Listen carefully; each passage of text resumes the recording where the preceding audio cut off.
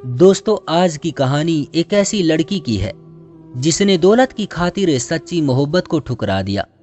कैसे उसकी जिंदगी इसी दौलत के लालच ने तबाह की और कैसे एक अमीर जादे ने उसका फायदा उठाया, ये बताएंगे आज की वीडियो में। कहानी बहुत ही जबरदस्त है, इसलिए वीडियो को आखिर तक जरूर देखिएगा। तो चलिए शुरू करते हैं आज की ये दर्द भरी कहानी। गर्मी की शिद्दत से दहकता लाल चेहरा लिए, पसीने से भरपूर जिस्म, उसने जैसे ही दहलीज पर कदम रखा हलक कड़वाहट से भर गया। सामने खुले दरवाजे से माँ पंखा जलती नजर आई। लाइट नहीं है क्या मम्मी? उसने अंदर आते ही पूछा। अरे लाइट होती तो क्या मैं पंखा जल रही होती? कमबख्त सुबह से गई हुई है। उसे अचानक विकास सर की गाड़ी का एयर कंडीशनर याद आ गया। जब वो ऑफिस से निकल रही थी, विकास सर ने लिफ्ट दी थी। उसके लाख मना करने के बावजूद भी जब सर ने बहुत ज्यादा कहा तो उसे बैठना पड़ा। गाड़ी में बैठते ही उसे ऐसा लगा जैसे स्वर्ग में आ गई हो। बाहर बहुत तेज गर्मी और गाड़ी ठंडी ठंडी। गर्मी और पसीने का तो नामो निशान तक न था। इन्हीं सोचों में गुम पता नहीं चला।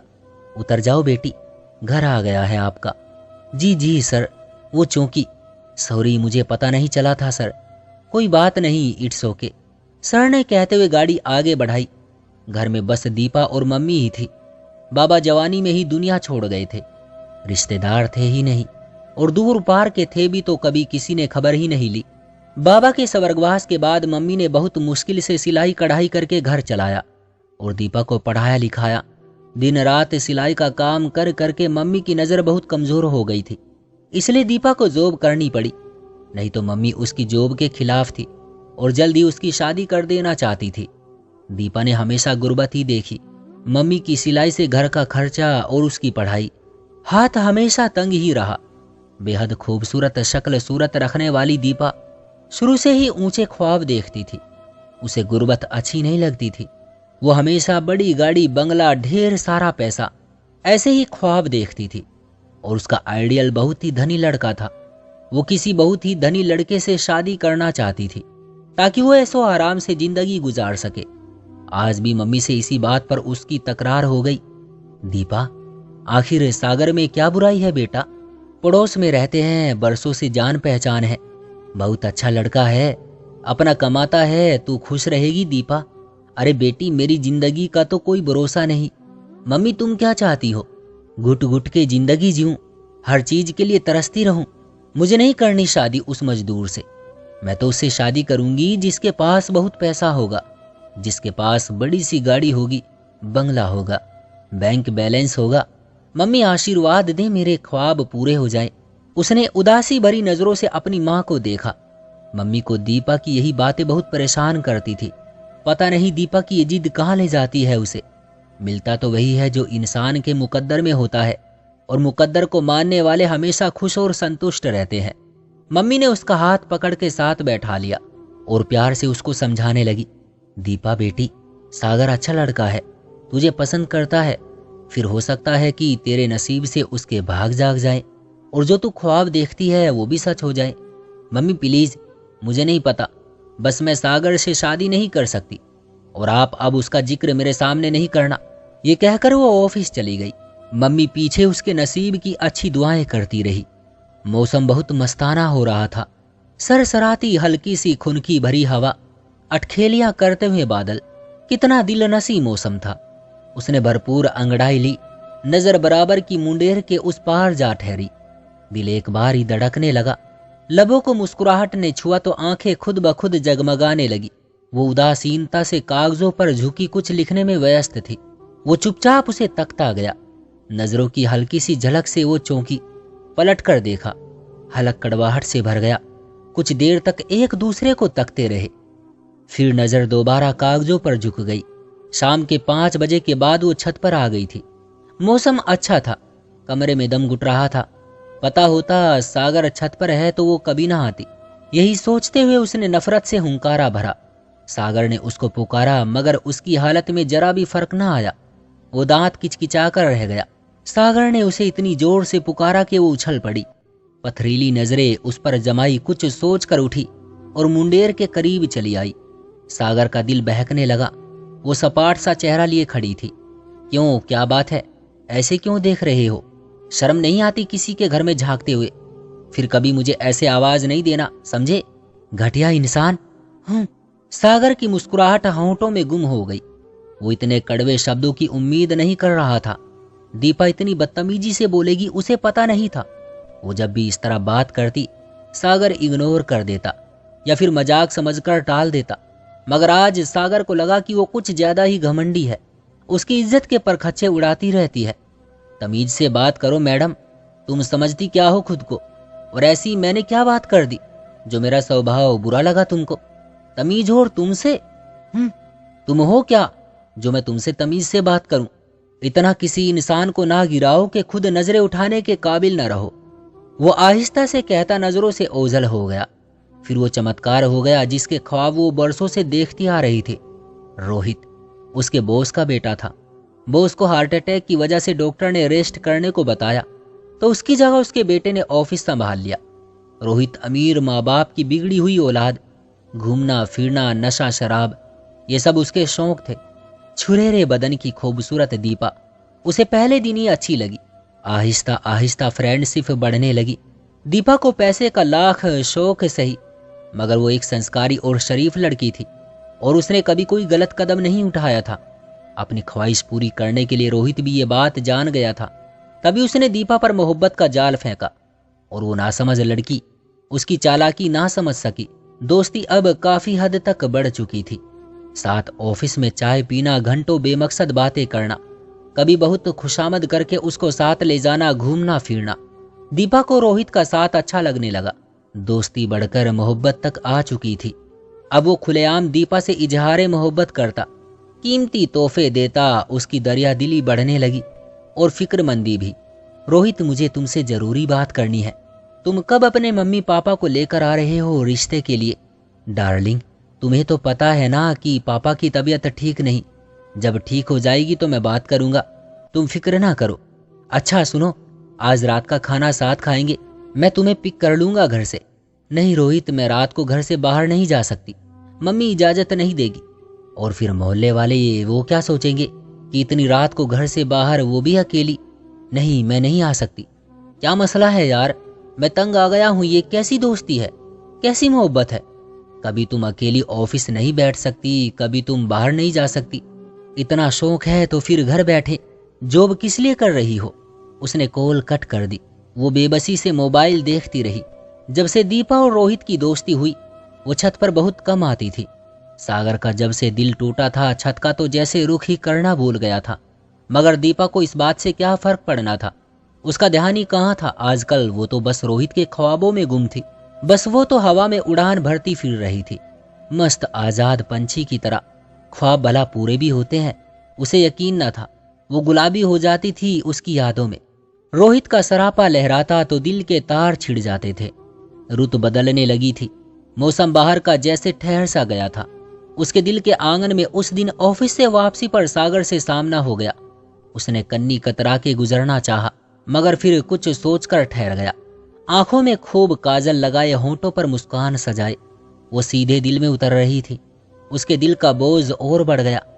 कैसी हो? उसने बारीकी से जायजा लिया। कितनी खुश और निश्चिंत नजर आ रही थी वो एक ईमानदार लड़का था, दिल से उसकी खुशियों की कामना करने वाला। दीपा ने मुस्कुराकर जवाब दिया। सागर की आंखों में मिर्ची सी भर गई। हालांकि आहिस्ता से दिल की गहराइयों से दुआ दी, सदा खुशी रहो। कैसे हो सागर? अब के दीपा ने पूछा। बहुत कमजोर हो गए हो। काम कैसा जा रहा है तुम्हारा? अच्छा जा रहा है काम, वो कहता कन्नी कतरा गया। और ज्यादा दीपा का सामना करने का हौसला नहीं था। उसके लबों पर किसी और के नाम की मुस्कुराहट कहाँ गवारा थी। वो कई बार दीपा को रोहित की गाड़ी से उतरता देख चुका था। एक बार उसने दीपा को होटल से रोहित के साथ निकलते देखा। बस उस दिन ही क्षण से उसके सपने टूट गए। दीपा के साथ के देखे गए ख्वाब चकनाचूर हो गए थे।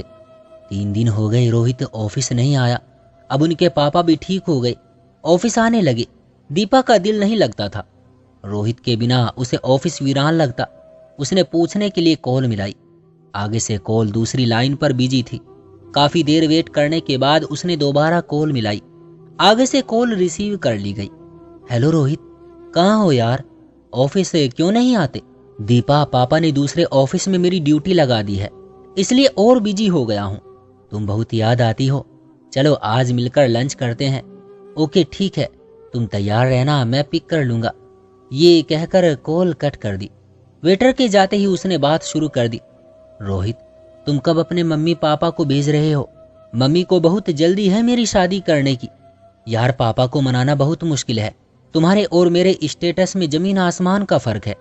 जैसे उसने उसे उसकी औकात बताई थी, वो दिल ही दिल में बहुत शर्मिंदा हुई।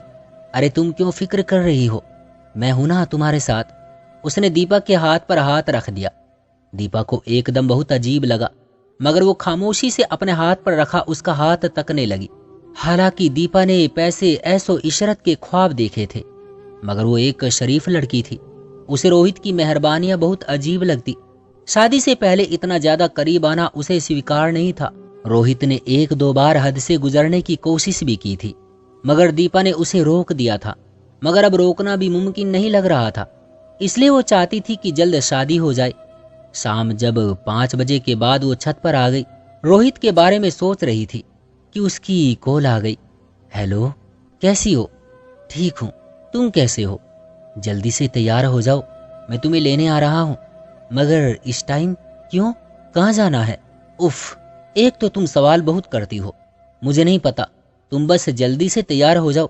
मुझे तुमसे शादी के बारे में बात करनी है, और एक सरप्राइज भी है। वो शादी का नाम सुनकर बहुत खुश हो गई। क्या तुमने पापा से बात कर ली? तुम मिलोगी तो फिर बताऊंगा। जल्दी से बाहर आओ, मैं वेट कर रहा हूँ। वो नीचे आई। मम्मी घर के काम में व्यस्त थी। मम्मी, मैं अपनी एक सहेली के घर जा रही हूँ, कुछ देर तक आ जाऊंगी। मगर बेटी, ये कौन सा टाइम है बाहर जाने का? मम्मी, दूसरी गली में ही तो है उसका घर, आ जाऊंगी। ये कहकर वो अपने रूम में आ गई। अगली जिंदगी में रोहित का साथ और उससे ज्यादा उसकी दौलत, ऐसो इशरत, उसके ख्वाब सब सच्चे होने जा रहे थे। इंसान की नाकाम जिंदगी की शुरुआत जब ही होती है जब वो औकात से बढ़कर ख्वाब सजाता है। और ख्वाब सजाना बुरा नहीं, बस ख्वाबों में रहना बुरा है। ख्वाब पूरे होने की शर्त रखना बुरा है। आइडियल कुछ नहीं हुआ करते, वो बस मिट्टी के घरौंदे और शीशे के गुलदान की तरह होते हैं, और उन्हीं की तरह टूटते बिखरते हैं, फिर बहुत दुख देते रहते हैं। रेड कलर की एम्ब्रॉयडरी वाली शर्ट, दुपट्टा और व्हाइट ट्राउजर में हल्का मेकअप, चेहरा खुशी से जगमगा रहा था। रोहित ने उसे पिक किया। वो सीधे होटल चले गए। रोहित, रूम क्यों लिया तुमने होटल में? अरे मेरी प्यारी दीपा, मैं अपनी जिंदगी की हसीन प्लानिंग बिना किसी इंटरफेयर के करना चाहता हूँ। शादी के बारे में भी बात करनी है। तुम्हें विश्वास नहीं मुझ पर क्या? ऐसी बात नहीं है रोहित, तुम पर एतबार है, मगर कुछ नहीं। चलो रूम में चलकर सब बातें कर लेना। वो उसकी बात का यकीन करके उसके साथ रूम में चली आई। काफी देर तक बातें होती रही। महबूब मिन्नत करे, उम्र जज्बाती हो तो जाहिर है कदम बहक जाते हैं, और ऐसा ही हुआ। मोहब्बत का प्यारा जज्बा हवस पर आकर खत्म हो गया। उस दरिंदे ने बात यहाँ खत्म नहीं की, अपने दोस्त को प्लानिंग के तहत यहाँ बुलवा लिया। दीपा कमरे में रोहित के दोस्त को देखकर घबरा गई। रोहित, ये कौन है यार? ये मेरा दोस्त है, तुम इसको खुश कर दो, ये तुमको खुश कर देगा। दीपा के होश उड़ गए। वो सोच भी नहीं सकती थी कि जिससे उसने मोहब्बत की वो इतना बड़ा धोखा देगा। बेगैरत घटिया इंसान, मैं तुमको जिंदा नहीं छोड़ूंगी। उसने रोहित का गिरेबान पकड़कर चिल्लाना शुरू कर दिया। इसके साथ ही जोरदार थप्पड़ रोहित ने उसके गाल पर रसीद किया और बेड पर पटक दिया। बेगैरत मैं नहीं तुम हो। औकात क्या है तुम्हारी? कीमती तोहफे लेना जानती हो, घूमना फिरना तुमको बुरा नहीं लगा, ये सब अब बुरा लगने लगा। ज्यादा शरीफ ना बन, कीमत ले और चलती बन। ओके यार, मैं जा रहा हूं, अब तू जान। और ये, रोहित अपने दोस्त से बोला। अभी वो बात ही कर रहा था कि दीपा ने दरवाजा खुला होने की वजह से बाहर दौड़ लगा दी। वो पकड़ने के लिए पीछे भागे, मगर होटल में बहुत भीड़ होने की वजह से उनको वहीं रुकना पड़ा। वो उस लड़की की वजह से किसी मुसीबत में नहीं पड़ना चाहते थे। रोहित ने सोचा कि वो उसे पैसे देकर के चुप करवा देगा, क्योंकि उसने देख लिया था कि दीपा अमीर होना चाहती थी। मगर वो ये नहीं सोच सकता था कि वो नादान लड़की थी, पर चरित्रहीन नहीं। न जाने वो कैसे घर पहुंची थी। जब उसे होश आया तो उसकी माँ उसके सिरहाने बैठी रो रही थी। होश में आने के बाद दीपा ने जब माँ को रोते देखा तो वो भी बेतहाशा रोने लगी। माँ ने उसे बहुत मुश्किल से चुप करवाया। बेटी ना रो, और ये बता कि तेरा एक्सीडेंट कैसे हुआ? तुम तो अपनी दोस्त के घर गई थी ना, तो रोड पर कैसे पहुंच गई?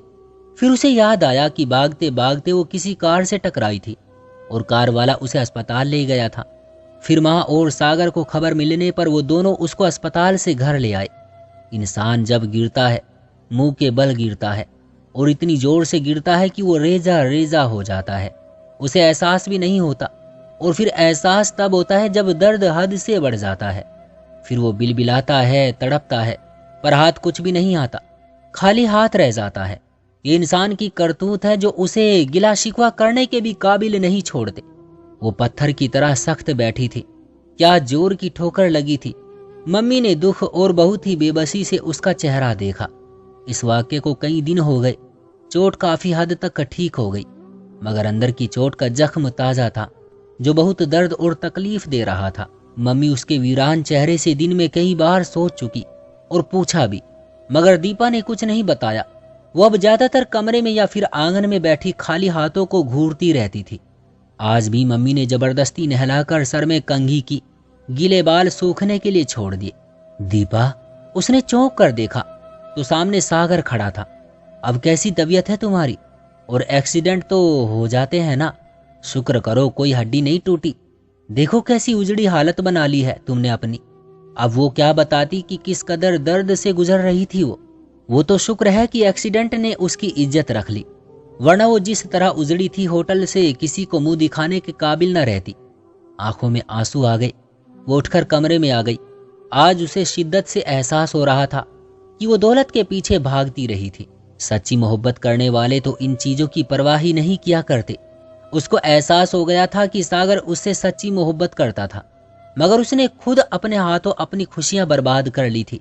अब वो चाहते हुए भी सागर की मोहब्बत का जवाब मोहब्बत से नहीं दे सकती थी, क्योंकि वो नादान जरूर थी मगर धोखेबाज हरगिज नहीं थी।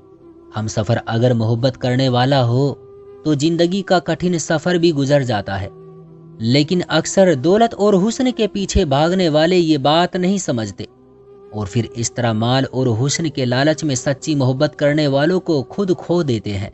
तो दोस्तों, कैसी लगी कहानी कमेंट बॉक्स में हमें जरूर बताइएगा। मिलता हूं मैं अगली वीडियो में, तब तक के लिए धन्यवाद।